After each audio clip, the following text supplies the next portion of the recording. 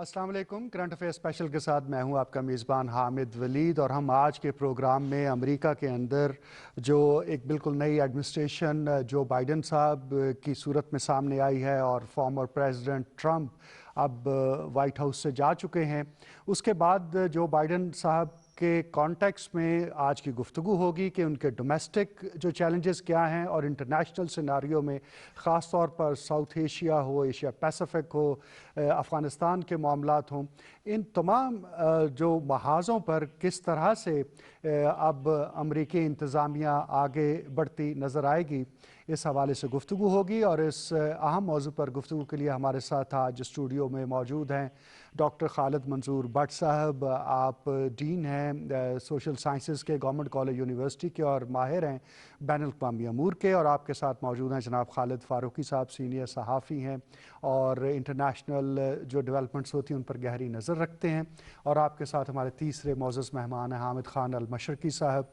आप भी इंटरनेशनल जो अफेयर्स हैं उन पर ख़ासी दरक है इनकी। बहुत शुक्रिया आप हज़रात तशरीफ़ लाए। खालिद मंजूर भट्ट साहब, डोमेस्टिक चैलेंजेस से शुरू करते हैं। जो बाइडन कहा जाता है कि एक डिवाइडेड जो अमेरिका है वो इस वक्त उनको मिला है और 70% से ज़्यादा उनकी जो एफ़र्ट्स हैं वो उसको दोबारा से यूनाइट करने में लग जाएंगी, खा वो सोशली हो, इकनॉमिकली हो, पॉलिटिकली हो, वो डिवाइड बहुत गहरी नज़र आती है। आप इस पर क्या कहते हैं? देखें जी, अमेरिका पिछले कई दहाइयों से डेमोक्रेसी में, ह्यूमन राइट्स में एक रोल मॉडल समझा जाता है। और ट्रंप के आने से ये जो एक कॉन्सेप्ट था, बल्कि एक मेटाफर बोला जाता है मेल्टिंग बाउल अमेरिका को, कि वहाँ जो भी आता है जिस रंगो नस्ल का भी हो आके उसमें रंग में रंग जाता है और उसके लिए कोई अजनबियत नहीं होती थी। तो एक्चुअली अमेरिका एक नेशन के तौर पे नज़र आता है जिसमें अकोमोडेट करते हैं लोग, एडजस्ट करते हैं। सब ड्रीम लैंड कहलाता था और लैंड ऑफ अपॉर्चुनिटी इसीलिए वो है कि दुनिया के तमाम हिस्सों से लोग वहाँ जाते थे, आबाद हुए और उनकी कई कई नस्लें वहाँ पे रहीं। तो ट्रंप के आने से, क्योंकि वो फार राइट वाला फिनोमिना जो दुनिया में इस वक्त चल रहा है, तो उसी वजह से वो जीते भी और उन्होंने बहुत वोट लिए और अनएक्सपेक्टेड जीते। सारे सर्वेज उनके हक में नहीं थे, लेकिन उसके बावजूद वो जीत गए। ब्लू कॉलर अमेरिकन को या कॉमन अमेरिका को उन्होंने किया और उसके बाद उनको ये रिजल्ट आया। लेकिन उसका एक बहुत बड़ा डैमेज हुआ अमेरिकन सोसाइटी के लिए, अमेरिका का जो आउटलुक थी पूरी दुनिया के लिए, उसके लिए, क्योंकि वो लगा कि अमेरिका इज डिवाइडेड नाउ। तो वो जो डिवाइड आ गई और अमेरिका एक रोल मॉडल था डेमोक्रेसी के लिए, ह्यूमन राइट्स के लिए, वैल्यूज़ के लिए, वो उसको बड़ा शदीद धचका लगा। और अगर मेरा ख्याल है अमेरिकन की जो सारी कुव्वतें थीं और ख़ासतौर पे इस्टेब्लिशमेंट भी, अगर सब यूनाइट ना होते तो ट्रंप शायद फिर जीत जाता, क्योंकि इतना वो पॉपुलर था, लोगों में उसकी बहरहाल बहुत से थी, आम अमेरिकन में। तो वो जो अमेरिका का इमेज था पूरी दुनिया में एक रोल मॉडल का, जो आखिरी खत लिख के गए हैं उन्होंने कहा कि जीता मैं हूं और बहरहाल वो आप तो ले रहे हो। यही उनसे अनएक्सपेक्टेड चीजें आप एक्सपेक्ट करते हैं, क्योंकि वो रवायती सियासतदान नहीं है और अपने गैर रवायतीपन की वजह से वो जीत भी गए और सदर भी बन गए। और फिर उनके जो अदारे थे उन्होंने 4 साल उसे बर्दाश्त भी किया जैसे भी हुआ, लेकिन उसने एक बहुत बड़ा एक डैमेज कर दिया अमेरिकन आउटलुक को, अमेरिकन सोसाइटी को। अभी भी देख लेना, जब रिजल्ट आया तो वो नेशन वाज डिवाइडेड। वो जो फसादात हुए या जिस तरह भी राइट्स हुए, जो कैपिटल हिल में सारा मामला, कभी अमेरिकन हिस्ट्री में इस तरह नहीं हुआ। तो उससे अमेरिका का जो पॉलिटिकली डैमेज बहुत हुआ, कि जो होता है ना, आप पूरे दुनिया में एक ऐसा मकाम रखते हैं कि हर कोई आपको आइडलाइज करता है और उसके बाद धड़ाम से वो सारा कुछ नीचे ऐसे लग रहा है जैसे थर्ड वर्ल्ड कंट्री का कोई सिलसिला चला हुआ है कि इलेक्शन के बाद हमने रिजल्ट नहीं मानने या धांधली हुई है। बिल्कुल वो सिनेरियो लग रहा था थर्ड वर्ल्ड कंट्री का किसी मुल्क का है। तो इससे बाहर सो मच सो कि उनकी ओथ टेकिंग में नहीं आए। वो यही देखे ना, हाइट ऑफ डिलाइट डेमोक्रेसी में होता है एक्सेप्टेंस, कि जो अपोनेंट भी है उसे भी आप एक्सेप्ट करते हैं और उसे इज्जत देते हैं, और जो रिजल्ट है उसे आप एक्सेप्ट करते हैं। उन्होंने कहा मैं नहीं मानना, तो उन्होंने असल में he was addressing his voters कि हमने एक स्टांस लिया हुआ है। जो सजेस्ट कर रहा था कि एक्चुअली ये जो डिवाइड है इट इज देयर इलेक्शन होने के बावजूद। असल में वो जो हेट क्रिएट की है ना उन्होंने, हेट अगेंस्ट मुस्लिम या ब्लैक्स या नॉन अमेरिकन, वो बड़ा एक खतरनाक इम्तियाज, यही बात दुश्मनी। देखिए ना, बहुत सी बातों में अमेरिका लीड लेता रहा, ह्यूमन राइट्स में इस तरह की चीजें, लेकिन जब अपने मुल्क में ही हो जाए और आप आवाम से ये एड्रेस कर रहे हो कि हमने उससे नफरत करनी है, तो उसके बाद आपका क्या मकाम रह जाता है। तो ये बहरहाल बहुत एक डैमेजिंग था। लेकिन जो बाइडेन का जो रोल है और जो मैं उनसे एक्सपेक्ट भी करता हूँ, इज ए सीजन पॉलिटिशियन, कि वो जोड़ने वाले हैं। وہ ہر بات ان کی کیلکولیٹڈ ہوتی ہے. اسی بات کو آگے لے کے چلتے ہیں فاروقی صاحب. جو بائیڈن کا جو ایڈریس تھا, انوگرل سپیچ تھی ان کی, اور جس میں انہوں نے کہا کہ let us give chance to every one, کہ ہم یونائٹ ہو سکیں دوبارہ سے, اور یہ جو انسیولائزڈ ایک وار شروع ہوئی ہے اس کا خاتمہ ہونا چاہیے. سپیچ کو آپ کیسے دیکھتے ہیں؟ سپیچ دیکھیے بہت اچھی تھی. یہ پریزیڈنٹ کی صرف سپیچ نہیں تھی بلکہ ایک لیڈر کی سپیچ تھی. اس نے ایک ویژن مختلف طریقے سے کنوے کرنے کی کوشش کی دیا ہے. اور بائیڈن کے بارے میں جیسے مطلب یہ ہے کہ واقعتاً ان کی آپ ایک سپیچ ہے آج شاید 30-35 سال پہلے کی ساؤتھ افریقہ کے بارے میں, جس میں وہ نسلی امتیاز کے خلاف تقریر کر رہے ہیں. تو اس بندے کے ایک بندے کے مائنڈ سیٹ کا پتہ چلتا ہے کہ وہ کتنا ایموشنل اس چیز میں ہے, اور وہ کتنا اس سفید فام جو نسلی منافرت جو ہے اور امتیاز اور اس کی جو ایک تعصب جو ہے اس کو وہ کتنا ناپسند کرتا ہے. ایک بندہ سفید فام ہونے کے باوجود کتنا ناپسند کرتا ہے, یہ بہت اچھی بات ہے. اور میں یہ سمجھتا ہوں کہ امریکہ میں جو سب سے بڑا اس وقت مسئلہ ہے وہ یہی ہے, جس چیز نے ڈویژن کی. ڈویژن ایک تو دیکھیے وہاں 3 طرح کی ڈویژن ہوئی, ایک سفید فام ورسز سفید فام, ایک سفید فام ورسز بلیک, اور ایک سفید فام ورسز مسلم, ایک سفید فام ورسز باقی جو رنگدار لوگ جن کو جتنی بھی دنیا ہے. اور ٹرمپ اسی نیشنلزم کا نعرہ لگا کر جیت کر آیا تھا کہ جابز جو ہیں وہ باہر والے لے جاتے ہیں, اور ہاں بالکل بالکل, اور سب سے پہلے کے حوالے سے کہ میں دیوار کھڑی کر دوں گا. اچھا, اب جو بیسیکلی جو امریکہ کے خلاف امریکہ میں جو چیلنجز حکومت کو درپیش ہیں اس میں دیکھیے, ایک تو سب سے بڑی بات یہ ہے کہ امریکہ کو ڈیمیج جس چیز نے سب سے زیادہ کیا ہے وہ یہ کہ اتنی بڑی مائٹ, اتنی بڑی ترقی یافتہ ایک سٹیٹ کورونا کا مقابلہ نہیں کر سکی. اور دنیا بھر میں جتنا وہاں پہ انسان مرا ہے اور مر رہا ہے وہ کس کی پالیسیوں کی وجہ سے, کہ ٹرمپ نے اس کی طرف توجہ ہی نہیں دی, اور پوری دنیا کو اس نے بتایا کہ میں بھی کورونا کو فیس کر رہا ہوں, میں اس کو کچھ نہیں سمجھتا. تو یہ ایک معمولی سی بیماری ہے, یہ ختم ہو جائے گی. امریکہ کو سب سے جب کورونا نے اس کو کیا تو اسی طرح سے ان کی اکانومی بھی اس کے نتیجے میں ڈیمیج ہوئی. یہ بہت بڑا ان کے سامنے کی چیلنج ہے کہ وہ کس طرح سے جو بائیڈن ہے وہ اپنی نیشن کو اس کرائسس سے کیسے نکالتے ہیں. دوسرے نمبر پہ وہاں پہ ٹریڈ کا, چائنا کے ساتھ انہوں نے ٹریڈ وار ایک شروع کی تھی. اچھا, یہ اگرچہ ایکسٹرنل معاملہ ہے لیکن انٹرنل کیسے ہے؟ انٹرنل یوں ہے کہ چائنا نے جو ٹیکسز لگتے رہے امریکہ کی طرف سے اس کو چائنا کی سٹیٹ نے برداشت کیا, عوام تک منتقل نہیں ہونے دیا. لیکن جواب میں جو ٹیکسز چائنا نے لگائے وہ ٹیکس سارے کے سارے گئے وہاں کی پبلک کے اوپر, اور ان کو وہ ٹیکس دینے پڑے. یہ ان کے لیے ایک بہت بڑا برڈن بنا. یہ ایک دوسرا معاملہ ان کے اوپر آ جاتا ہے. تیسرا, جیسے ہم بات ابھی کر رہے ہیں کہ وہ نفرت والا کہ میکسیکو وال بنانے کا پروجیکٹ جو تھا, یہ مطلب یہ ہے کہ اس ہیٹ کی انتہا ہے. اور اس سے بھی خوفناک بات جو تھی جو ٹرمپ نے آتے ہی کی اور جس کو پوری مسلم ورلڈ میں محسوس کیا گیا, ہم دنیا کو مسلم اور نان مسلم کی تقسیم میں نہ ڈالیں. تو اس کے باوجود اگر ہم یہ دیکھیں کہ کس طرح آپ مسلمان ملکوں کے نام لے کے آپ یہ کہتے ہیں کہ ان لوگوں کو ہم اپنے ملک میں داخل نہیں ہونے دیں گے, اور آپ نے 7 ملکوں پر پابندیاں لگا دی. تو یہ جگہ جگہ پہ ٹرمپ نے, وہ ٹھیک بات ہے کہ ٹرمپ کے ٹائم میں میرا خیال ہے کہ آج سے 2 سال پہلے وہاں پہ روزگار کے مواقع جو تھے وہ ریکارڈ تھے. 69 کے بعد 2069 کے بعد سب سے زیادہ جو روزگار کے مواقع تھے, جو پر کیپیٹا انکم تھی, اس اعتبار سے امریکہ بہتری کی طرف گیا. لیکن اس بہتری نے ان کی قوم کو تباہ کیا, تقسیم کیا, اور بڑے برے. اچھا, اسی طرح وہاں جو سب سے بڑا مسئلہ انٹرنل جو ہے, جس میں تقریباً کوئی شاید 11 ملین پیپل جو ہے, جو امیگرینٹس جو ہیں جو دوسرے ملکوں سے وہاں پہ آئے ہوئے ہیں, وہ انوالو ہیں. ان کے لیے جو ابھی بائیڈن نے جو پالیسی میں تبدیلی لانے کا انہوں نے کیا ہے, اگر ان کے لیے وہ پالیسی چینج ہو جاتی ہے تو ان لوگوں کو امریکہ کے اندر اور امریکن قوم کا حصہ بننے کے لیے ایک لیگل وے ملے گا اور ان کو امریکی شہریت مل سکے گی. بالکل درست کہا آپ نے جی, بالکل. اور حامد خان المشرقی, ہم آپ کی طرف آتے ہیں. ایک تو جو گفتگو ہوئی ہے اس کے اوپر ڈیفینیٹلی آپ کا ایک ٹیک موجود ہے. اس کے ساتھ ساتھ جو کملا ہیرس کی وہاں پر ایک جیت ہوئی ہے بطور وائس پریزیڈنٹ کے, اور جس کو جو بائیڈن نے اپنی سپیچ کے اندر بھی مینشن کیا کہ کہاں تو خواتین اپنے ووٹ ڈالنے کے حق کے لیے مارچ کر رہی تھی, اور آج ایک خاتون جو ہے وہ وائس پریزیڈنٹ بن کر کھڑی ہوئی ہے. کیسے دیکھتے ہیں اس ڈیولپمنٹ کو؟ بہت شکریہ خالد صاحب.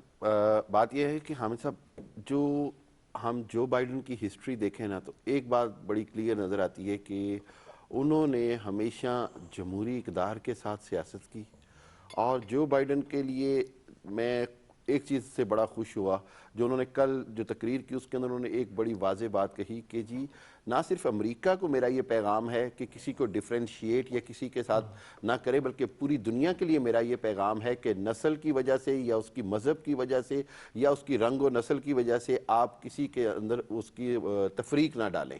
اچھا، اس حوالے سے جب بات ہوتی ہے نا تو میں سمجھتا ہوں کہ اسی چیز نے جس کو آپ کہتے ہیں فائر بیک کیا ٹرمپ کے وقت۔ اچھا، ٹرمپ نے اس کا الٹ ساری سیاست کی، سارا کچھ اس نے ایک ہی بات پہ کیا، سفید فارم وائٹ سپرمیسی۔ آپ نے جس طرح بھی حوالہ دیا کہ جاتے ہوئے بھی وہ کیا لکھ کے گیا، جو یو نو آئی وون، ایک لائن لکھ کے چلا گیا، ٹھیک ہے۔ اور اس وقت اس نے باہر ہیلی کاپٹر سے بیٹھنے سے پہلے کیا کہا کہ جی میں دوبارہ واپس آؤں گا، وہی اس نے کہا کہ جی میں 4 سال بعد واپس بھی آؤں گا۔ اچھا، ایک اور بات ہے، آپ یہ دیکھیں کہ اس ساری صورتحال کے باوجود نہ تو انہوں نے شکست مانی، نہ انہوں نے کنگریچولیشن کیا، اور ابھی بھی میں یہ سمجھتا ہوں کہ یہ 4 سال انتظار نہیں کریں گے۔ یہ ٹرمپ از سو سرپرائزنگ فیکٹر، حیران کن شخص ہے، یہ کچھ نہ کچھ شرارتیں کرے گا اور جو بائیڈن کو ان کو فیس کرنا پڑے گا۔ جہاں تک تعلق تو گویا وہ جو پولیٹیکل ڈیوائیڈ ہے وہ مزید گہری ہوتی نظر آتی ہے۔ 7 کروڑ ووٹ اس کو ملا ہوا ہے، 7 کروڑ 60 لاکھ ووٹ تو اس کو بہت ملا سارا ہوا ہے۔ وقت جو بائیڈن کا دراصل امریکن سوسائٹی کو یونائٹ کرنے میں جو بائیڈن کے لیے جتنے بھی چیلنجز ہیں نا اس میں سے سب سے زیادہ چیلنجز وہ ہیں جو کہ آپ انگلش میں کہتے ہیں کہ اس کا پھیلایا ہوا میس ہے جو اس نے ابھی ٹھیک کرنا ہے، چاہے وہ پیرس کے معاہدے سے باہر آنا ہو۔ دیکھیں ایک یا ورلڈ ہیلتھ آرگنائزیشن کے ساتھ یہ کہہ کہ ان کی امداد ختم کر دی کہ جی یہ چائنا کو انہوں نے مورد الزام نہیں ٹھہرایا کرونا کے اوپر، کرونا کی ہینڈلنگ کے اوپر اس نے کس طرح کیا۔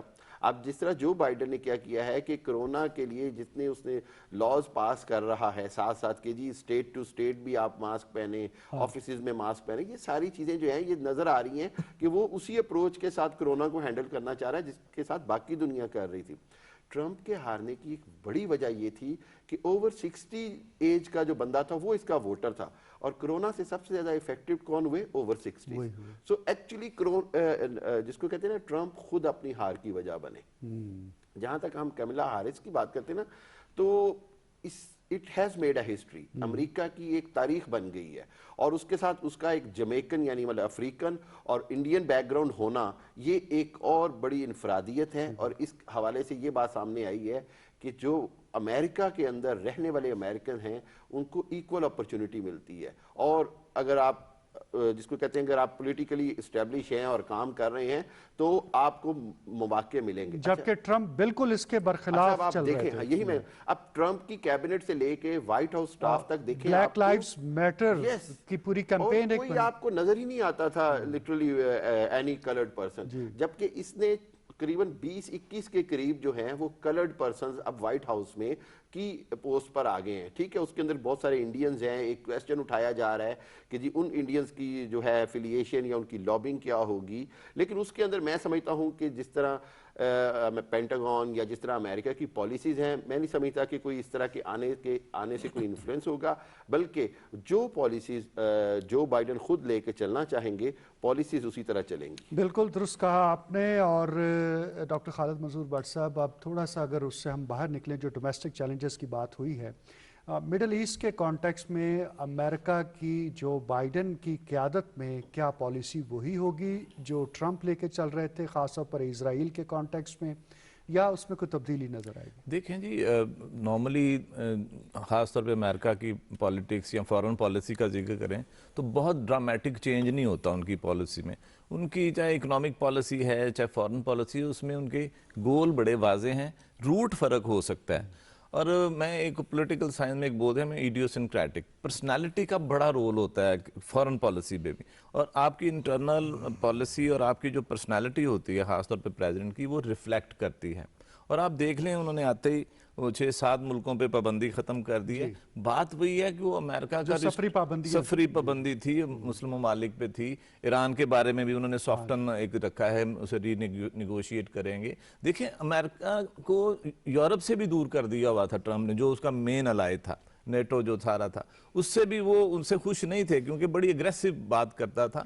اور آپ کو یاد ہوگا ایران کے ساتھ جو نیوکلیئر ڈیل اس کی تھی اس میں ایک گرانٹر تو ایک طرح یورپ ہی تھا, اس کو بھی ڈسکریڈٹ کر دیا تھا, اس لیے وہ اس سے خوش نہیں تھے. لیکن ایک ورکنگ ریلیشن شپ انہوں نے رکھنا ہوتا ہے کیونکہ انسٹیٹیوشنز جو ہوتے ہیں وہ انسٹیٹیوشن ٹو انسٹیٹیوشن چلتے ہیں.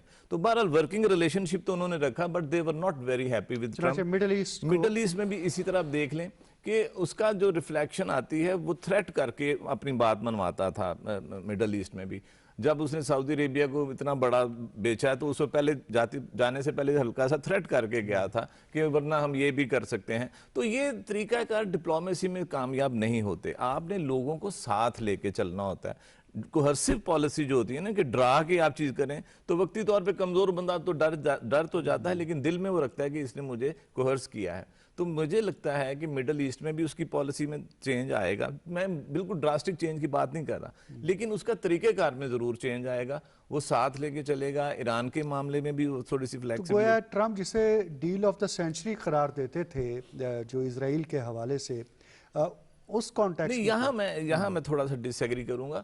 اسرائیل کے حوالے سے ان کی پالیسی کوئی نہیں خاص بدلنی. میں وہی کہہ رہا ہوں کہ ان کے آبجیکٹیو بڑے واضح ہیں. اسرائیل ان کا پرائم آبجیکٹیو ہے کہ اس کو انہوں نے سیفٹی سیکیورٹی ہر چیز دینی ہے. تو وہ خواہ ٹرمپ ہوں یا بائیڈن کوئی بھی ہوں, یہ ہم بڑے ہائی ہوپس لگا لیتے ہیں. آپ اگر دیکھیں ہسٹری اٹھا کے دیکھیں تو زیادہ جو سینکشنز پاکستان پہ لگی ہیں یا رگڑا لگایا ہے وہ ڈیموکریٹ پارٹی اور انہی کے صدر کے دور. تو اس لیے ہمیں بہت ہائی ہوپس نہیں رکھنی چاہیے. ہاں ان کا ایک جو کوہرسو تھا نا پالیسی کے ڈرا کے اور دھمکا کے, وہ چینج ہوگا. اب وہ نیگوسیشن پہ زیادہ چلیں گے, بات چیت کے ذریعے. اور اب دیکھیں نا انہوں نے ہارسیوں کے اوپر بھی تو کہہ دیا کہ ہم ان کو بھی ساتھ لے کے چلیں گے. انہوں نے آؤٹ مطلب ٹیررسٹ ڈکلیئر کر دیا, ان سے بات چیت ہی کوئی نہیں کر رہے. اب وہ بات چیت ادھر بھی شروع ہوگی تو اس لیے کچھ چیزیں ایز اپ ہوں گی. وہ جو ٹینشن والا ماحول تھا نا مڈل ایسٹ میں خاص, وہ تھوڑا سا کم ہوگا. فاروقی صاحب آپ کی کیا ٹیک ہے اسی سوال پر کہ مڈل ایسٹ کے کانٹیکس میں بائیڈن کی اپروچ کیا وہی ہوگی جو پہلے کی تھی یا فرق ہوگا؟ نہیں دیکھیے, اس میں بڑا مشکل ہمیں حالات کا سامنا جو ہے نا مستقبل میں بھی کرنا پڑے گا. اسرائیل کے حوالے سے تو ان کی پالیسی میں سب سے بڑا سگنل یہ ہے کہ انہوں نے اپنا جو امبیسی ٹرمپ نے شفٹ کی تھی بیت المقدس کے اندر تو وہ وہیں پہ رکھیں گے. اس کو انہوں نے واپس کرنے سے انکار کر دیا ہے نا کہ وہ چینج نہیں کریں گے. واضح انہوں نے کر دیا وہ وہیں پہ. یہ بڑا سمبولک ہے, یہ بڑی امپورٹنٹ بات جو اس میں ہے. اچھا, دوسری بات یہ ہے کہ جو خارجہ پالیسی امریکہ نے اب غیر روایتی اختیار کی تھی وہ تھی تھریٹ کرنے کی. آپ صرف ٹرمپ کی مثال نہیں, ٹرمپ کی پوری ٹیم اور اس میں پومپیو ایک بدترین شکل تھی جو وزارت خارجہ میں, مائک پومپیو وزیر خارجہ جو ان کے تھے, اور پومپیو نے بھی وہی سٹائل اپنایا کیونکہ یہ پومپیو ایک خفیہ ایجنسی کے ان کے سی آئی کے پہلے ہیڈ تھے, اور جو موساد کا جو وہاں پہ جو ہیڈ ہے اسرائیل میں, یہ دونوں ایک ہی وقت میں ایک ہی طرح سے کام کرتے رہے ہیں. وہ اسرائیل کی پالیسی جو ہے ایران کے بارے میں ہو یا اسرائیل کی پالیسی اپنے نیبرز کے بارے میں یا فلسطینیوں کے بارے میں ہو, وہ جس پالیسی کو موساد نے ڈکٹیٹ کیا اسی پالیسی کو پومپیو نے بائی کیا, اور جس پالیسی کو پومپیو نے بائی کیا وہی امریکہ کی پالیسی بن گئی مڈل ایسٹ کے بارے میں. اور پھر جو داماد اس کے تھے ٹرمپ کے, وہ ایک سو کارڈ ایک بہت بڑا سفارتکار بن کے وہاں پہ پہنچ گیا اور اس نے اپنی مرضی کے فیصلے ان ملکوں سے کروائے. جہاں اس کا پریشر تھا وہاں اس نے وہ فیصلے کروا لیے. اچھا, اب امریکہ میں جیو لابی جو ہے وہ بہت سٹرونگ ہے. اب ہم یہ نہیں کہہ سکتے کہ وہ جو فیصلے ہوئے ہیں اب تک جو ہو چکے ہیں وہ فیصلے ریورس میں چلے جائیں گے, کیونکہ اب یہ بلکہ بائیڈن اس کو اپنے لیے یہاں پہ کچھ آسانی سمجھیں گے کہ وہ فیصلے انہیں نہیں کرنے پڑیں گے, بلکہ وہ کہیں گے کہ ٹرمپ پہلے یہ فیصلے کر کے جا چکا ہے, اسی پہ بلڈ اپ کریں گے. یہ ان کو ایک بائیڈن کو یہ فائدہ ہوگا, ایڈوانٹیج یہ مل گیا.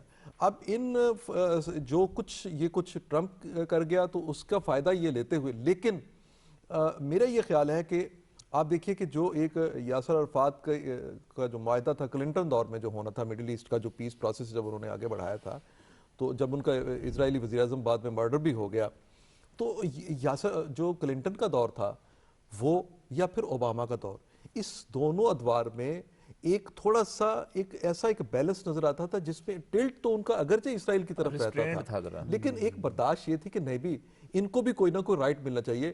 ٹو اسٹیٹ تھیوری کا جو سب سے بڑا جو مطلب زور رہا وہ ان ادوار میں رہا, لیکن اب وہ ٹرمپ نے آ کے تو دیکھیں ٹو اسٹیٹ تھیوری کو بالکل اڑا کے رکھ دیا. تو یہاں جو فنڈامنٹل رائٹس, ہیومن رائٹس کی جو ان کے ایٹریبیوٹس دیے جاتے ہیں بائیڈن صاحب کو، ان کا کوئی رول نہیں آپ دیکھیں گے؟ نہیں دیکھیے اس کا رول آئے گا، میں یہی پہ یہ توقع رکھتا ہوں کہ کیونکہ ایک تو یہ ہے کہ بائیڈن کا ایک پولیٹیکل کیریئر ہے، اس پولیٹیکل کیریئر میں اس بندے نے پوری ورلڈ کو اس کو اینالائز کیا ہے، اس نے پوری ورلڈ کو دیکھا ہے، سب کانٹیننٹ کو اس نے دیکھا ہے، مڈل ایسٹ کو اس نے دیکھا ہے، وہاں پہ جو مشکلات ہیں، جو پرابلمز ہیں، ان کو انہوں نے دیکھا ہے۔ اور اس میں بڑی امپورٹنٹ یہ جو میں سمجھتا ہوں وہ یہ چیز ہے کہ میں اس کو تھوڑا سا صرف مکمل یہ کر دوں کہ کیونکہ مڈل ایسٹ کے معاملات جو ہے ایران سے جڑے ہوئے ہیں، ہاں جی، اگر ایران کے ساتھ اگرچہ فوری طور پہ وہ واپس نہیں جا رہے نیوکلیر ڈیل میں، جو ابھی فوری اشارہ ملا ہے وہ واپس نہیں جا رہے جیسا کہ وہ اپنی سپیچز میں کہتے تھے،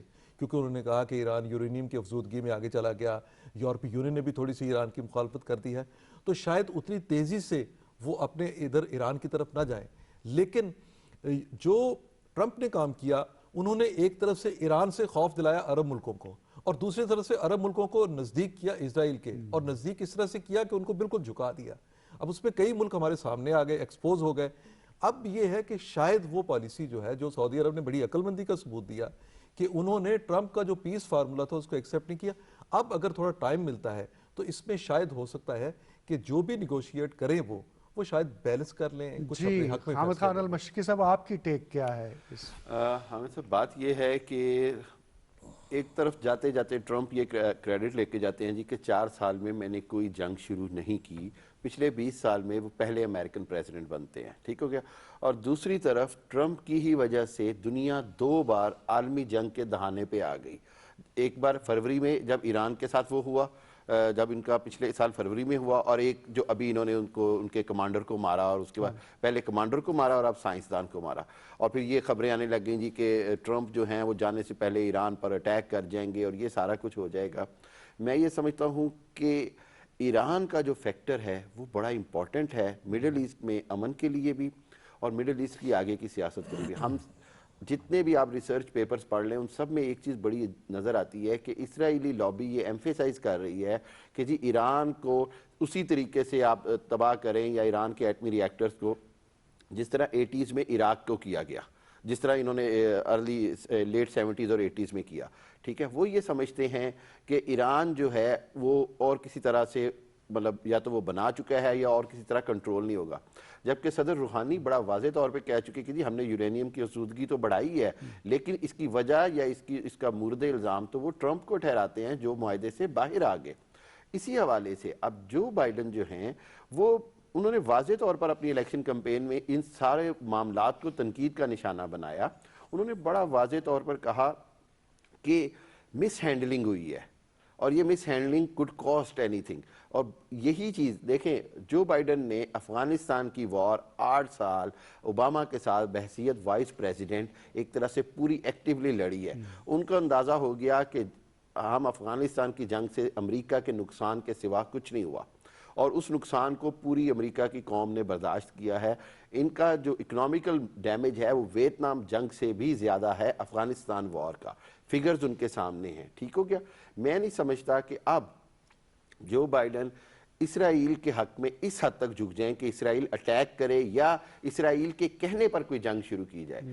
اور میں یہ سمجھتا ہوں کہ ہم جس طرح کہتے ہیں کہ اسرائیل کے حوالے سے امریکہ کی پالیسی چینج نہیں ہوگی، لیکن وہ جو اس کو آپ کہتے ہیں ایک دم سپیڈ پکڑ لی تھی یہاں یہ بتائیں کہ جس طرح کا پریشر ایگزرٹ ٹرمپ کے دور میں دیکھا گیا، اور جس کا حوالہ بھی وزیر اعظم عمران خان نے بھی دیا اور باقی جگہوں سے بھی، کیا اس کی کنٹینیوٹی دیکھتے ہیں آپ؟ نہیں، میرا خیال ہے کم ہوگا، وہ نہیں ہوگا۔ اس کی وجہ یہ دیکھیے، اور جو کوئرسو میئرز جو یہ کہتے ہیں، اور میں سمجھتا ہوں کہ سعودی عرب نے یہی عقل بندی کی کہ انہوں نے وہ کسی نہ کسی طرح ٹائم گین کر کے دنوں کے دن گن کے جیسے ہوتا ہے نا کہ یار یہ ٹرمپ جائے تو ہم اس پریشر سے نکل آئیں گے، اور اسی وجہ سے آپ دیکھیے اگر کیونکہ ٹرمپ کی پوری کوشش تھی کہ سعودی عرب بھی ایکسیپٹ کر لے، ڈپلومیٹک ریلیشنز میں چلا جائے، لیکن یہ کہ جہاں باقی ملک گئے وہاں سعودی عرب کے نہ جانے سے اب تھوڑا سا ایز آف پریشر ہوگا باقی مسلم ممالک کے اوپر بھی۔ اور اسی حوالے سے آئندہ آنے والے سالوں میں دیکھیں اسرائیل کی پالیسی نہیں بدلے گی، لیکن ایک سٹرین کم ہوگا، سٹرین کم ہو جائے گا۔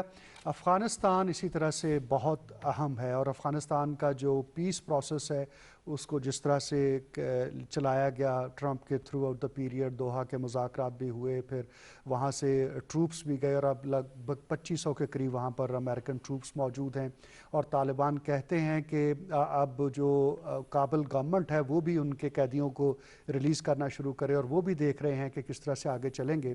تو افغان پیس پروسیس کے کانٹیکس میں آپ کو نئی امریکی انتظامیہ کی کیا اپروچ نظر آتی ہے؟ میرا خیال ہے اگر کوئی آپ اے گریڈ کسی چیز میں دیں گے نا ٹرمپ کو، تو افغان جو ایشو تھا نا، اس نے پیس پروسیس شروع کیا، حالانکہ بہت سی مخالفت تھی اس کی، لیکن اس نے سکسیسفلی مینیج کیا، اور ڈومیسٹک پریشر بھی تھا۔ میں وہی کہہ رہا ہوں کہ حالانکہ اس پہ، لیکن وہ ہے نا، وہ غیر روایتی سیاستدان ہے، اس کا کوئی سٹیک نہیں ہوتا اس طرح کا، تو اس نے افغان ایشو پہ، چاہے دیکھیں نا اس کی اسٹیبلشمنٹ شاید اس کے حق میں نہ ہو، لیکن اس نے وہ کام کر دکھایا کہ اپنے ٹروپس بھی وڈرا کر لیے، پیس پروسیس میں شامل کر لیا، طالبان کو ایک طرح سے ریکگنائز کر لیا، تو یہ ایک بہت بڑا پلس پوائنٹ ہے ٹرمپ کا، اس کا اگر سارا ہم سینیریو کو دیکھیں تو۔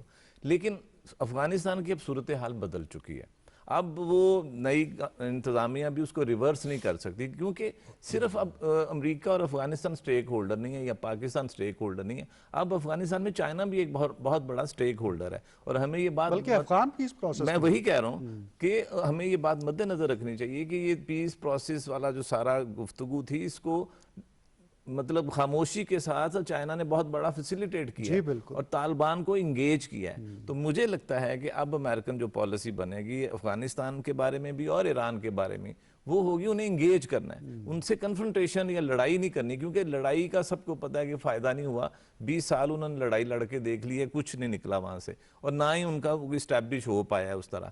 تو اس لیے میرا خیال ہے کہ بائیڈن جس طرح انہوں نے ایک پلیٹ فارم بنا دیا ہے ٹرمپ نے کہ پیس پروسیس شروع ہو گیا، اس لیے اب اس کو ڈسکریڈٹ بھی نہیں جائے گا، اگر اب وہ پیس پروسیس کو آگے بھی بڑھائے گا اور تھوڑی سی اور لچک بھی دکھائے گا تو اس پہ اس طرح کا کرٹیسزم نہیں آیا، کیونکہ وہ یو ٹرن نہیں ہے پالیسی کا۔ یہ وہی بات ہے جو فاروقی صاحب کہہ رہے تھے کہ اسرائیل کے اوپر جو پالیسی وہ رکھی ہے، جو اس نے پلیٹ فارم بنا دیا، اب اس کے اوپر بلڈ اپ کرنا انہوں نے، اسی طرح افغانستان کا بھی جو اس نے پلیٹ فارم لے کر دیا ہے نا، اب اس پہ بلڈ اپ کرنا ہے، اور بلڈ اپ کیا ہوتا ہے کہ you engage the stake holder, اور اب دیکھیں نا جس طرح میں نے کہا ایک اسٹیک ہولڈر بڑا ایک نیا انٹری ہوگی، بڑا اہم اسٹیک ہولڈر چائنا، اب اس کو بھی آپ اوور لک نہیں کر سکتے، آپ کو ایران کے معاملے دیکھیں، ایک ہوتا ہے جب آپ ڈرا کے 4-5 ملکوں کو آئسولیٹ کرنے کی کوشش کرتے ہیں تو لامحالہ نیچرلی وہ کمبائن ہو جاتے ہیں، اب چائنا، ٹرکی، ایران، پاکستان، یہ ایسے ملک ہیں جن میں بہت زیادہ پرابلٹی ہے کہ جوائنٹ ہینڈز کر سکتے ہیں، کیونکہ سب پرابلم ملتے جلتے ہیں اور ریجنل پاورز بھی ہیں، تو کیونکہ چائنا اکنامک پاور تو بن گیا ہے،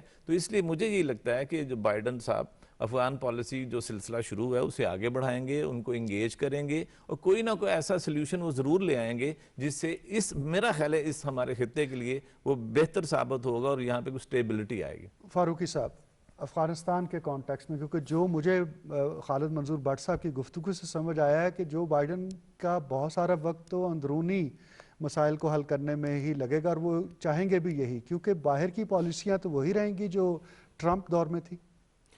نہیں، کوئی امریکن پریزیڈنٹ اس طرح سے انگیج تو ظاہر نہیں ہوتا کہ وہ کسی ایک پالیسی میں انوالو ہو جاتا ہے، وہ کوئی لوکل باڈیز کا نمائندہ تو وہاں ہے نہیں، اس نے پوری دنیا کو دیکھنا ہے، اور بائیڈن کا اور ٹرمپ کا یہی فرق ہے کہ ٹرمپ اپنی توجہ ایک معاملے پہ جہاں فوکس کسی ایک چیز کو کر لیتے تھے انہوں نے فوکس کر لیا اور شخصی فیصلے کیے۔ امریکہ اداروں کا ایک کنٹری ہے، امریکہ میں ادارے ہیں، ادارے کام کرتے ہیں، ان کی پالیسیز بنتی ہیں۔ آپ اگر میں نے ایک رپورٹ پڑھی جو آج سے شاید 21 سال پہلے کی تھی، 99 کی رپورٹ تھی وہ، اس میں امریکن کانگریس کی پوری ایک کوئی 40 پیجز کی رپورٹ ہے، اس میں جو کچھ انہوں نے سی پیک پروجیکٹ کے بارے میں، اس ریجن کے بارے میں جو ان کی پالیسیز تھیں جو آج ہیں، یہ تب کی بات ہے جب انہوں نے اس کے بارے میں یہ تیار کر لیتے کہ ہم نے یہ کیا مستقبل میں ہم نے کیا کرنا ہے۔ تو یہ بات ٹھیک ہے کہ اب جب ٹرمپ نے، اور امریکہ میں یہ پاپولر ایک مطالبہ بھی رہا ہے ہمیشہ سے امریکی رائے کا کہ اپنے فوجیوں کو نہ مروایا جائے، اور فوجی اپنے وہ بچانا چاہتے ہیں، تو ٹرمپ نے یہ اپنی پبلک کو خوش کرنے کے لیے یہ کام کیا تھا کہ انہوں نے دنیا کے مختلف ملکوں سے اپنی فوجی جو ہیں ان کو واپس بلایا اور ان کو لے گئے۔ عراق سے دیکھیں نا کتنی بڑی تعداد میں فوجی انہوں نے واپس لی، اسی طرح افغانستان سے فوج ان کی واپس گئی۔ اب جو فوج افغانستان میں باقی ہے، اس کو جلد بازی میں نہ تو پاکستان چاہتا ہے بلایا جائے، نہ چائنا چاہے گا بلایا جائے، نہ افغانستان کی انتظامیہ چاہے گی کہ وہاں سے بلایا جائے، یہ کسی کے فیور میں نہیں ہوگا کہ فوری طور پہ فوجی انخلا ہو۔ ٹرمپ سے یہ توقع تھی کہ وہ الیکشن سے پہلے اپنے باقی دستے بھی واپس بلا لیتے. نتیجہ اس کا یہ ہے کہ افغانستان ایک خانہ جنگی کا شکار ہو سکتا تھا اور ہو سکتا ہے اگر ایسے حالات ہوتے ہیں. اس میں ٹرمپ اپنی عقل کے مطابق وائز ڈیسیژن کیا لیتے ہیں, وہ میرے خیال کے مطابق تحمل کی اور ایک رکنے کی پالیسی ہوگی. اس میں پاکستان کو بنیادی طور پہ پاکستان کو ضرورت ہے کہ وہ امریکن انتظامیہ کے ساتھ انگیج ہو اور ان کو بتائے کہ اگر آپ افغانستان کے معاملے میں اچانک سے اپنی فوج جتنی ہے اس کو واپس بلاتے ہیں, ریپیٹ نہ کریں 80s والا اور لا تعلقی اختیار نہ کر دیں. دیکھیے ہمارے ساتھ سب سے بڑی زیادتی, اور ہیلری کلنٹن کی ایک آپ کو اگر آپ نے اس کی سپیچ سنی ہو تو وہ یہ ہے کہ ہم افغانستان میں آئے, ہم نے یہ کچھ کیا, ہم واپس چلے گئے, یہاں دہشت گرد بھی ہم چھوڑ کے گئے, یہاں مجاہدین بھی ہم چھوڑ کے گئے, اسلحہ بھی یہاں ہم چھوڑ کے گئے, اور پھر ہم الزام ان پہ لگاتے ہیں. میرا خیال ہے کہ بائیڈن کو کیونکہ وہ ڈیموکریٹک تھی, اسی پارٹی کے یہ ہیں, تو ٹرمپ کو اپنا بائیڈن کو تھوڑا سا اس راستے پہ چلنا ہوگا جہاں ایک بیلنس پالیسی رہے. افغانستان میں پیس اس پورے ریجن کی ضرورت ہے, پوری ورلڈ کی ضرورت ہے. اور آخری لفظ کہ جہاں پہ بیرونی دہشت گردی کا امریکہ کو خطرہ تھا, اب امریکہ کو خطرہ ہے اندرونی دہشت گردی کا, اس سے بچنے کی ان کو ضرورت ہے. صحیح. تو اگر وہ بیلنس انشور نہیں کر پاتے بائیڈن, تو افغانستان کے اندر کوئی سیاسی خلفشار اور دوبارہ سے جو مسائل اس میں اضافہ ہوتا نظر آتا ہے آپ کو؟ جی حامد صاحب, دیکھیے بات یہ ہے کہ ڈسپائٹ اس ساری چیزوں کے امریکہ کے 20 سال رہنے کے باوجود آج 70% سے زیادہ جو افغانستان ہے وہ طالبان کے زیر کنٹرول ہے. جی ٹھیک. اس حقیقت اور سے ہم کابل سے باہر, کابل سے باہر, جلال آباد سے باہر, مزار شریف سے باہر, 2-3 بڑے شہروں کے علاوہ باقی سارا افغانستان تو آلریڈی طالبان کے کنٹرول میں ہے. اور جب ہم دیکھتے ہیں کہ کابل کے صدارتی محل تک پر حملے ہوتے رہے تو امریکن فوجی وہیں پر تھے. میں یہ سمجھتا ہوں کہ جو امریکہ کے جو باقی فوجی رہ گئے ہیں وہ ایسے نہیں ہے کہ باہر وہ شہر کی حفاظت کر رہے ہیں, وہ اپنے بیسز تک ہیں. تو اتنا فرق فوجیوں کے پورے انخلا سے نہیں پڑے گا جتنا اس چیز سے پڑنا ہے کہ پاکستان کا رول کتنا امپورٹنٹ ہوتا ہے اور اس کو ایڈمائر کتنا کیا جاتا ہے کہ پاکستان خود طالبان اور افغان حکومت کے ساتھ انگیج ہو کر وہاں پر ایک امن کے لیے مستقل بنیادوں پر وہاں کے لوگوں کے ساتھ کام کیا جائے. میں نہیں سمجھتا کہ امریکہ ہمیشہ وہاں رہنا چاہتا ہے یا رہے گا. امریکہ 500-700 فوجی رکھے گا, اس سے زیادہ نکال لے گا. پاکستان نے جتنا اچھا رول ادا کیا ہے, جس کے اندر سب سے بڑی خصوصیت یہ کہ ہم نے بھارت کی جو وہ اس کے اندر جو ٹانگ اڑانا تھا اور بھارت کا جو انفلوئنس تھا, 18 کونسلیٹ تھے, پاکستان نے اس سارے کو کاؤنٹر کیا اور امریکہ کو, پوری دنیا کو یہ باور کروایا کہ بھارت نہ تو افغانستان کے لیے کوئی سود مند ہے, نہ خطے میں امن کے لیے سود مند ہے, بلکہ بھارت وہ ملک ہے جو چاہتا ہے کہ امریکہ کی بھی وہاں پریزنس رہے, نیٹو کی بھی وہاں پریزنس رہے اور افغان طالبان کے ساتھ جنگ جاری رہے. پاکستان نے اس معاملے کو اتنی اچھی طریقے سے ہینڈل کیا کہ نہ صرف امریکی انتظامیہ, کل بائیڈن نے بھی اپنی اس میں جو ہے اس کے بعد جو ڈسکشن ہے اس میں بڑا واضح طور پہ کہا کہ ہم پاکستان کے کردار کو کسی صورت بھی نگلیکٹ نہیں کر سکتے. جو ان کے وزیر خارجہ کے لیے کل وہ کانگریس کے آگے پیش ہوئے تھے, انہوں نے کافی لمبا سپیچ کی اس کے اوپر کہ جی ہم یہ بات سمجھتے ہیں کہ پاکستان کا رول جتنا بھی سراہا جائے افغانستان امن کے حوالے سے, خطے میں امن کے حوالے سے, دہشت گردی کے خلاف کارروائیوں کے حوالے سے, وہ اتنا ہی تھوڑا ہے. میں یہ کہوں گا کہ آج اگر افغانستان میں امن ہے اور آگے بھی اگر امن رکھنا ہے تو اس کے لیے پاکستان کو کلیدی کردار دینا ہوگا. بالکل درست کہا آپ نے. اور اب تھوڑا سا اور آگے بڑھیں تو China versus U S A, اس کانٹیکس میں آپ کو جو بائیڈن کی جو اسٹریٹجی ہے وہ کیا نظر آئے گی؟ اگین میں وہی کہتا ہوں کہ ریفلیکشن آف پرسنالٹی آئے گا فورن پالیسی میں بھی. دیکھیں نا, ٹرمپ کی پالیسی تھی کہ کنڈیم کرنا, کہ چائنا یہ ہے اس کو بین کر دو, پابندی لگا دو. یہ اس طرح کا کبھی بھی نہیں کرے گا, کیونکہ چائنا از اے ریالٹی. اور اگر وہ اس کی تجارت بند کرتے ہیں تب بھی امریکہ کو لاس ہوتا ہے, اگر وہ تجارت بڑھاتے ہیں پھر بھی چائنا کو فائدہ ہوتا ہے, اور اگر تجارت بڑھاتے ہیں تو پھر بھی چائنا کو فائدہ ہوتا ہے. Both ways China is beneficiary. تو اس لیے چائنا از اے ریالٹی اور پوری دنیا میں اس کا ایک چل رہا ہے سلسلہ. اور خاص طور پہ when we talk about Asia اور South Asia, South East Asia, تو چائنا کو آپ اگنور نہیں کر سکتے. اور چائنا نے جتنا اپنے نیبرز کے ساتھ کارڈیل ریلیشن شپ بنا رہے ہیں اور اکنامک پرسپیکٹو میں, اب چائنا از ناٹ الون. دیکھیں نا, اب وہ چائنا 70s والا چائنا نہیں ہے جو آئسولیٹ تھا پوری دنیا میں. پاکستان کے علاوہ اس کا جاننے والا دوست ہی کوئی نہیں تھا. اب حالات بالکل بدل چکے ہیں. اب چائنا افریقہ تک پھیل چکا ہے, اور صرف وہ کوہرسیو انداز سے نہیں, اپنے ڈپلومیٹک اور اکنامک ویز کے ساتھ. اب ون بیلٹ ون روڈ یا BRI جو ہے وہ ایک کوریڈور نہیں ہے, وہ 5 کوریڈور ہیں, 6 کوریڈور ہیں, اور ہر ملک کو کنیکٹ کر رہے ہیں جو اس کے ارد گرد ہیں. بنگلہ دیش, سری لنکا, مالدیو, نیپال, کون سا ملک چھوڑا ہے؟ وہ تو انڈیا کو بھی کہہ رہا ہے بھی شامل ہو جاؤ. انڈیا کا تو وہ جو کمپلیکس ہے نا منی سپر پاور بننے کا ایشیا, اس وجہ سے وہ ابھی تک دور ہے. ورنہ چائنا تو اتنا اوپن ہے کہ وہ کہتا ہے جی آپ اکنامک بینیفٹ خود بھی لیں, ہمیں بھی لینے دیں. تو اس لیے اس نے جو انٹیگریٹی کر دی ہے نا اکنامکلی ایشیا کے, ساؤتھ ایشیا کے بیشتر ملکوں کے ساتھ, اس لیے چائنا اب 70s والا چائنا نہیں ہے. اس لیے چائنا کو اوور لک یا اگنور یا کوہرس نہیں کیا جا سکتا. صحیح. تو فاروقی صاحب پھر وہ جو چائنا کو کاؤنٹر کرنے کے لیے ریجن کے اندر جو ایک تھیوری تھی کہ انڈیا کو پروموٹ کیا جا رہا ہے اور اس کو ریجن کے اندر ایک چودھری بنا کر پیش کیا جاتا ہے, ہاؤڈی موڈی کا آپ نے دیکھے کتنا بڑا ایک پورا فنکشن بھی ارینج کیا گیا, وہ پالیسی کہاں آپ دیکھتے ہیں؟ اچھا, میں اگر تھوڑا سا آپ کے سوال میں کچھ تھوڑا سا سوال اور ایڈ کر دوں. جی, مجھے زیادہ امپورٹنس جو نظر آتی ہے بائیڈن کی اور پاکستان کی اور ہماری اپنی یہاں پہ جو ڈیبیٹ ہے, ساری بحث ہے, اس پہ وہ یہ ہے کہ کیا بائیڈن کی پالیسی ٹرمپ والی رہتی ہے کہ وہ کشمیر کے اور انڈیا میں مینارٹیز جو ہیں ان کے بارے میں خاموش رہے گا. دیکھیے میں اس کی تھوڑی سی اس میں جانا چاہوں گا. میں دراصل آپ کو چائنا کے کانٹیکس میں انڈیا کا رول پوچھنا چاہتا ہوں. اچھا, ہم اس کے بعد پاکستان اور کشمیر پہ آتے ہیں. چائنا کے کانٹیکس میں وہ دیکھیے اب یہ جو پالیسی ہے نا جی کہ آپ ایک ملک کے مقابلے میں, ابھی جو لاسٹ ابھی چند دن پہلے جو لیک ہوئی ان کی ایک جو ڈس انفو لیب سے یورپی تو اس میں انہوں نے کہا کہ جی انڈیا کو وہ لے کے آ رہے ہیں چائنا کے مقابلے میں, اس کو کہیں پسند نہیں کیا گیا اور چائنا نے بہت ریئیکٹ کیا اس پہ. تو چائنا کے مقابلے میں انڈیا کو لے کے آنا امریکہ کے لیے شاید اس طرح سے ممکن نہ ہو, بلکہ آپ دیکھیں امریکہ کی پالیسیز اپنی ہیں.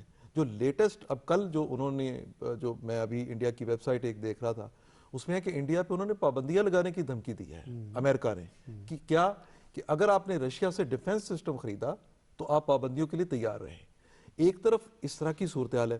اچھا, جب بائیڈن کی جو یہ اقتدار شروع ہوگا تو اس میں اگر انڈیا کو اس طرح سے اوپننیس نہیں ملتی, اس طرح سے وہ کوآپریشن, وہ جو جس طرح سے امریکہ نے ابھی جو کنفلکٹ ان کا شروع ہوا تھا لداخ میں, تو وہ اپنا بحری بیڑا انہوں نے ادھر روانہ کر دیا اور اس طرح کا چائنا کو وارن کرنے کی کوشش کی, اور یہ 62 میں بھی چائنا کے خلاف امریکہ نے کیا تھا, اب دوبارہ انہوں نے اسی کو ریپیٹ کیا. تو میں یہ سمجھتا ہوں کہ شاید بائیڈن جو ہے وہ اس حد تک آگے نہ جائیں, بلکہ بائیڈن کی سپیچ پہ چائنا کا ذکر نہیں ہے. اور دوسری بات یہ ہے کہ ہینری کسنجر نے جو ایڈوائز کیا ہے جو اپنی گورنمنٹ کو, اور ہینری کسنجر کو آج بھی وہاں پہ سفارتکاری کے معاملے میں بہت ٹاپ پہ سمجھا جاتا ہے اور ان کی بات کو ایڈوائز کے طور پہ لیا جاتا ہے. انہوں نے چائنا کے بارے میں امریکہ کو, امریکن گورنمنٹ کو یہ نصیحت کی ہے کہ آپ وہ پالیسی اختیار نہ کریں جس پہ ٹرمپ چل رہے تھے.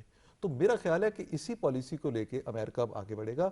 وہ چائنا کو اپنا اپوننٹ سمجھتا ہے, لیکن چائنا کی بجائے فوجی اعتبار سے ٹرمپ کو, رشیا کو وہ اپنے مقابلے میں لے کے آئیں گے. اقتصادی طور پہ وہ چائنا کو سمجھیں گے, لیکن وہ جو ہم پچھلے دنوں میں دیکھ رہے تھے ایک ٹریڈ وار, اس کی کنٹینیوٹی آپ کو نظر نہیں آتی جو ہے آپ کو مشرق صاحب, آپ کو بھی ایسا ہی لگتا ہے؟ ہم سب بالکل ایسے ہے, لیکن اس کے اندر میں ایک اور بات کہنا چاہوں گا کہ ہسٹوریکلی جب چائنا دنیا سے کٹ کے رہ رہا تھا اور صرف پاکستان کے ساتھ تھا, تو پاکستان ہی وہ ملک ہے جس نے چائنا کے لیے یورپ کے رستے کھولے. پاکستان ہی وہ ملک ہے جو چائنا اور انڈونیشیا کو قریب لایا. پاکستان وہ ملک ہے جو چائنا کے ساتھ دنیا کے رستے کھولے. اب میں سمجھتا ہوں کہ پاکستان امریکہ اور چائنا کو قریب لا سکتا ہے, بڑا کی رول ادا کر سکتا ہے, اور اس کی وجہ یہ ہے کہ چونکہ امریکہ کے ساتھ ہمارے 73 سال سے تعلقات ہیں, امریکہ کے ساتھ جو تعلقات ہیں وہ ختم تو نہیں ہو سکتے. چائنا کے ساتھ ایک ایسی دوستی اور ایسا اعتماد کا رشتہ ہے کہ پاکستان چائنا سے کسی بھی انداز میں امریکہ کے ساتھ بڑے اچھے تعلقات اور وہ جو انڈین ہیجمنی کا فیکٹر ہے چائنا کے کانٹیکس میں, اس کو کیسے دیکھیں؟ وہ خود بخود کاؤنٹر ہوگا اس طرح. آپ دیکھیں نا کہ جب پاکستان اگر انڈیا کا جو خطے میں جو چودھری بننے کا جو خواب ہے نا, وہ اس کے پیچھے امریکہ کی سوچ ہے, اس کے پیچھے امریکہ کی شے ہے. اور اگر پاکستان اور کوشش کر کے چائنا اور امریکہ کو قریب لے آتا ہے تو امریکہ خود इंडिया को ये कहने की पोजीशन में होगा कि नहीं, खित्ते के अंदर अगर अमन से रहना है तो जो हायरार्की है पावर की उसी के साथ रहो। ये ना करो कि क्यों, देखिए हो क्या रहा है इकोनॉमिकली, जो है ना अमेरिका को खौफ आ रहा है कि जी हमारी इकोनॉमी जो है वो सारी चाइना ले गया है, हमारी सारी जो पावर थी वो इकोनॉमिकल पावर बन गया। तो चाइना का जो मॉडल है वो तो है ही ये कि भाई आप भी खाओ मुझे भी खाने दो। चाइना ने, मैं कई जगह पे मैंने कहा कि रशिया और चाइना का टारगेट एक ही था कि पाकिस्तान के गर्म पानियों तक रसाई, लेकिन कॉर्डियल रिलेशंस के साथ, म्यूचुअल बेनिफिट्स के साथ चाइना ने वो कुछ हासिल कर लिया जो रशिया जंग के साथ नहीं हासिल कर सकता था। और यही वो एम है जो पाकिस्तान अमेरिका को बावर करवा सकता है इस खित्ते के हवाले से और चाइना के हवाले से, कि चाइना की आप इक्तिसादी माइट को एक्सेप्ट करें, उसकी एग्जिस्टेंस के साथ उसकी माइट को एक्सेप्ट कर लें। एग्जैक्टली ठीक है। अब हम अगर पाकिस्तान और अमेरिका के रिलेशंस की तरफ आएँ तो दो स्टेटमेंट्स मेरे सामने रही। एक तो पाकिस्तान के जो सफ़ीर हैं अमेरिका में, असद मजीद साहब, उन्होंने कहा कि पाक अमेरिका ताल्लुकात दो तरफ़ा मफादात की बुनियाद पर उस्तवार होने चाहिए और वो ये तवक्को रखते हैं। जबकि जो मुनीर अकरम हैं अक़वाम मुत्तहिदा में पाकिस्तान के मुस्तकिल मंदूब, उन्होंने कहा कि अमेरिका को पाकिस्तान से ताल्लुकात चीन, अफ़गानिस्तान या भारत के तनाजुर में नहीं देखना चाहिए। नहीं, मेरा ज़ाती ख्याल यही है, बल्कि इट्स एस्टैब्लिश थिंग कि रिलेशनशिप दो मुल्कों के दरमियान और मफादात का नाम होता है। हम बिल्कुल बायलैटरल भी होते हैं, मल्टीलैटरल, लेकिन बुनियादी तौर पे दोनों मफादात के अगर हैं तो वो ताल्लुकात होंगे। अगर उनके मफादात नहीं हैं, टकराते हैं, तो ताल्लुकात ठीक नहीं हो सकते। लेकिन मैं जो बात कहनी चाह रहा हूँ, जिस तरह पाकिस्तान ने एक हेनरी किसिंजर को आइस ब्रेकिंग के लिए चाइना का टूर कराया, एक फैसिलिटेट किया, वो एक आज तक मैं जब भी चाइना जाता हूं तो अभी तक वो इस बात को बड़ा याद रखते हैं कि पाकिस्तान के भी चाइना पे कुछ एहसानात हैं। कुछ लोग यही समझते हैं कि नहीं चाइना ही हमें, नहीं, ये बायलैटरल होता है। अगर चाइना ने हमारे लिए बहुत कुछ किया है तो हमने भी उसके लिए बहुत बड़ी कुर्बानियां दी हैं। तमाम प्रेशर्स के बावजूद हमने कभी चाइना को डिच नहीं किया, उसको बिट्रे नहीं किया। तो ये चाइना वाले भी ये बात समझते हैं, उनके पॉलिसी मेकर भी ये बात समझते हैं कि हमारा वाकई किसी भी आप चाइना में चले जाएं, किसी आम चाइनीज से पूछ लें, पॉइंट आ गया, who is your best friend, वो कहेंगे लेकिन पाकिस्तान और अमेरिका के रिलेशनशिप। तो यही देखें, डिप्लोमेसी यही होती है कि हाउ यू मैनेज थिंग्स। आप ये नहीं होता है इंटरनेशनल रिलेशन में कि उससे मेरी कुटी है तो तुम भी कुटी कर दो, ये हो नहीं सकता। चाइना देखें, और मैं दूसरी बात बताऊं, चाइना और अमेरिका के अपने मफादात हैं, उनको अपने मफादात के लिए भी करीब आना पड़ेगा। ठीक है, पाकिस्तान कैन फैसिलिटेट देम, लेकिन उस हद तक नहीं जिस हद तक हम समझ रहे हैं। वो दोनों बड़ी पावर्स हैं, बहुत बड़े स्टेक होल्डर हैं दुनिया के मामलात के, तो उनका अपना मफाद भी है कि वो इंगेज हों, कन्फ्रंटेशन की तरफ ना जाएं। तो पाकिस्तान अगर जितना समय रोल प्ले करे, पाकिस्तान को करना चाहिए, क्योंकि हमारा मफाद दोनों मुल्कों के साथ है। हम आउटराइटली ये नहीं कह सकते कि अमेरिका से ताल्लुकात खत्म कर दें सिर्फ चाइना। अच्छी डिप्लोमेसी यही है, अच्छी फॉरेन पॉलिसी ये है कि हम सबको एंगेज रखें और सबसे अपने बेनिफिट लें। यहीं पर फारूकी साहब वो सवाल कश्मीर का जो आपका लास्ट राउंड में आपने रेज किया था, उसके कॉन्टेक्स्ट में मैं आपसे यही जानना चाहता हूं कि हमने ये देखा है कि जब से 5 अगस्त 2019 को एनेक्सेशन उसने की है और आर्टिकल 370 और 35A का ख़ात्मा किया, उसके बाद सलामती काउंसिल हो या जितने भी फोरम्स हो, वहाँ पर चाइना ने जिस एग्रेसिवली पाकिस्तान को सपोर्ट किया, अमेरिका ने उस तरह से सपोर्ट नहीं किया, हमने ये देखा है। तो कश्मीर के कॉन्टेक्स्ट में पाकिस्तान अमेरिका के ताल्लुकात जो बाइडन इंतज़ामिया के तहत, देखिए मेरा अपना ये ख्याल है कि हमें अपने टारगेट्स जो हैं दर्जा बदर्जा तय करना होंगे। हम ये तो नहीं कह सकते कि बाइडन के आने से कोई इनकलाबी तब्दीली आएगी। हम ये नहीं कह सकते कि अक़वाम मुत्तहिदा की करारदादों पे अमल दरामद हो जाएगा और भारत कश्मीर का कब्ज़ा छोड़ देगा। इसके लिए तो कश्मीरियों की एक स्ट्रगल है जो जारी रहनी है। सबसे पहली बात यह है कि कश्मीरियों की ज़िंदगी आसान कैसे होती है, उनका मुहासरा कैसे ख़त्म होता है। वहाँ पे जो उन्होंने मेजर तब्दीलियाँ जो 370 को वापस लेने के बाद उन्होंने की हैं या करना चाहते हैं। अब यार महबूबा मुफ्ती का इंटरव्यू 2 दिन पहले आया, उसको भी सुने कि कश्मीरियों का असल इस वक्त मकबूजा कश्मीर के अंदर इशू है क्या। वो ये चाह रहे हैं कि उनको उनकी अक्सरियत को अकलियत में ना बदला जाए। वो ये चाह रहे हैं कि हमारे कारोबार में, हमारी जॉब्स में जो बाहर से आप लोगों को लेके आ रहे हैं वहाँ इस तरह न लेके आए, हमारे कारोबार पे कब्जा ना करने दें। तो ये सारी चीज़ें जो हैं, अगर अमेरिकन प्रेशर आता है और कश्मीर का वो स्पेशल स्टेटस जो है मकबूजा कश्मीर का वो बहाल हो जाता है, तो मैं समझता हूँ ये बहुत बड़ी अचीवमेंट होगी। اس کے امکانات کیا ہیں؟ ان کے امکانات بالکل ہے، بلکہ یہ ہے کہ انڈیا کے اندر یہ کویسچن جو تھا یہ چل رہا تھا، اور اس کے دوران یہ ہوا کہ بی جے پی کو موقع مل گیا. ایک فاروق عبداللہ کا سٹیٹمنٹ جو انہوں نے چائنا کے حوالے سے دیا تھا کہ ہمیں اور کچھ نہیں تو چین سے مدد لینا پڑے گی، نمبر 1. نمبر 2 محبوبہ مفتی کا کہ میں انڈیا کا جھنڈا جو ہے وہ نہیں اٹھاؤں گی، اور اس کی انہوں نے وضاحت پھر کی کہ جب تک میرا ریاست کا جھنڈا نہیں آئے گا تو میں انڈیا کا جھنڈا نہیں اٹھا سکتی. ابھی تو دیکھیے وہاں پہ وہ جماعتیں جو انڈین آئین کے اندر رہتے ہوئے جو نیشنلسٹ جماعتیں ہیں، جس میں نیشنل کانفرنس ہے، پی ڈی پی ہے، اس طرح جماعتیں ہیں، تو یہ جماعتیں کام کر رہی ہیں. لیکن ان جماعتوں کی موجودگی میں اگر وہاں ہیومن رائٹس کی صورتحال کو بہتر بنانے میں مدد ملتی ہے، یہ اچیومنٹ ہوگی. اور دوسری سب سے بڑی اچیومنٹ جو ہے وہ یہ کہ جس طرح شہریت کا قانون آیا اور پورے انڈیا کے اندر اقلیتوں کے ساتھ بالخصوص میں اسی پوائنٹ کو مسلمانوں کے ساتھ مشرقی صاحب کی طرف لے جانا چاہتا ہوں اس میں کتنی آسانی ان کو کہ ملتی ہے. بھارت کا اندر جس طرح سے ہیومن رائٹس کی وائلیشن ہوئی ہے، جس طرح سے اقلیتوں کے ساتھ بدسلوکی کا مظاہرہ کیا گیا ہے، اور جو ہندتوا کا ایک وہ فلسفہ لے کر چلے ہیں، اس کو بائیڈن کی انتظامیہ کیسے دیکھے گی؟ میرا خیال ہے بائیڈن کی اگر آپ الیکشن کمپین دیکھیں تو اس کے اندر انہوں نے 2-3 بار بڑا واضح طور پر کہا کہ جی جو ایسے قوانین بنائے جائیں جو انسانی حقوق سے متصادم ہوں گے ان کے اوپر وہ آواز اٹھائیں گے. اور دیکھیے اگر ایمنسٹی انٹرنیشنل جیسے اداروں کے دفتر بند ہو جاتے ہیں ایک ایک رپورٹ دینے کی وجہ سے، پورے ملک میں پورے بھارت کے اندر اس کے دفاتر بند کر دیے جاتے ہیں اور انسانی حقوق کی پامالی ہوتی ہے، اقلیتوں کے حقوق کے کوئی نام لیوا نہیں ہوتا، تو میں سمجھتا ہوں کہ جو بائیڈن ایک ڈیموکریٹک ہسٹری رکھتے ہیں اور وہ ایک اس انداز سے ان کی پاکستان میں بھی یہی بات ہو رہی تھی کہ شاید وہ اس حوالے سے کس طرح کا ریئیکٹ کریں گے، تو میں یہ سمجھتا ہوں کہ ان کا ریئیکشن انڈیا کے اوپر دباؤ کی صورت میں ہوگا کہ جی آپ انسانی حقوق کے معاملات میں، کشمیر کے معاملے میں جو ہے وہ اتنا پامال نہ کریں کہ جس کو آپ کہتے ہیں ریڈ لائن کراس نہ کریں. اور جہاں تک میں اس میں فاروقی صاحب سے تھوڑا سا اختلاف کروں گا کہ میرا نہیں خیال کہ بائیڈن اس میں کامیاب ہو سکیں گے کہ آرٹیکل 370 کو واپس ریسٹور کروا سکیں.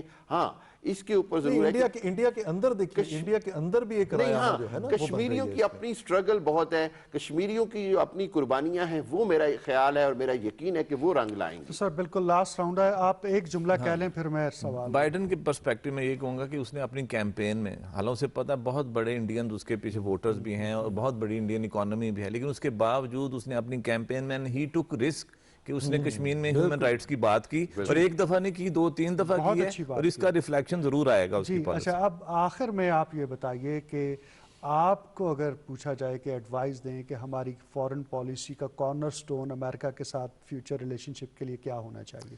بالکل سیدھی سی بات ہے کہ ہمیں افغانستان کے مسئلے میں انہیں بالکل ان کے ساتھ لے کے چلنا چاہیے اور ہمیں ایک پیج پہ ہونا چاہیے.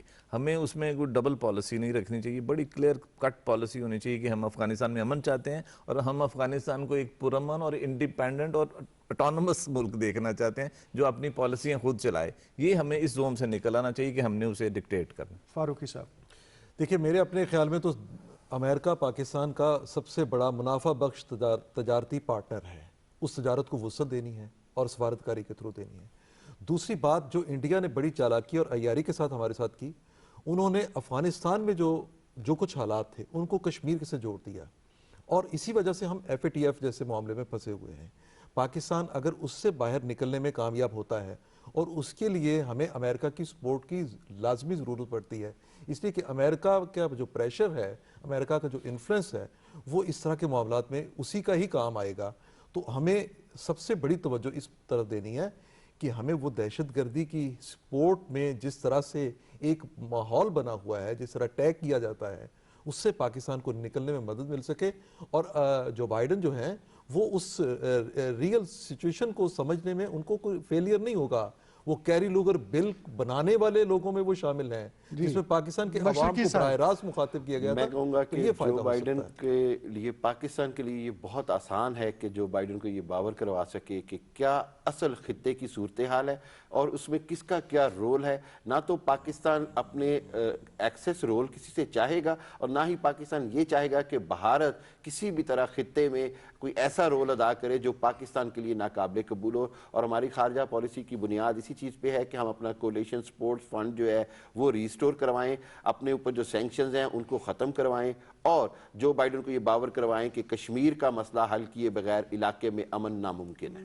ٹھیک ہو گیا، اور شکریہ ڈاکٹر خالد منظور بٹ صاحب، جناب خالد فاروقی صاحب اور جناب حامد خان المشرقی صاحب۔ اور آخر میں یہ کہ کہتے ہیں کہ خارجہ تعلقات میں نہ تو مستقل دوست ہوتے ہیں اور نہ مستقل دشمن ہوتے ہیں، بلکہ مستقل مفادات ہوتے ہیں، لیکن پاکستان اور امریکہ کے معاملے میں کہا جا سکتا ہے کہ نہ تو ان کی دوستی مستقل رہی ہے نہ دشمنی مستقل رہی ہے۔ اب دیکھنا یہ ہے کہ آئندہ آنے والے 4-5 برسوں میں یہ تعلقات کس نہج پر آگے بڑھتے ہیں۔ اس کے ساتھ ہی اجازت دیجیے حامد ولید کو، اللہ حافظ۔